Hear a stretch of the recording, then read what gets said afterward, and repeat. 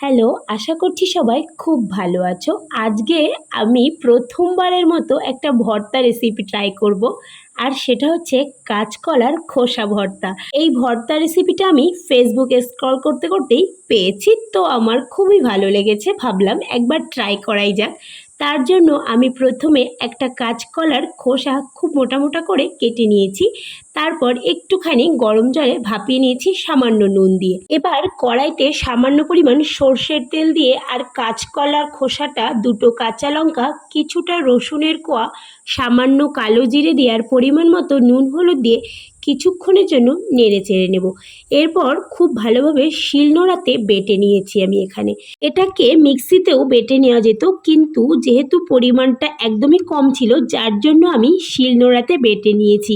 তো এবার আমি কিছুটা কাঁচা সর্ষের তেল দিয়ে সুন্দর করে মেখে নিয়েছি। এবার এটাকে গরম ভাতের সঙ্গে পরিবেশন করার পালা। ভর্তাটা আমি একেবারেই প্রথমবার ট্রাই করেছি, তো আমার কিন্তু বেশ ভালো লেগেছে, বলতে গেলে খুবই ভালো লেগেছে। তো তোমরাও যারা যারা ট্রাই করনি, ট্রাই করে দেখতে পারো, খারাপ লাগবে না। রাধে রাধে।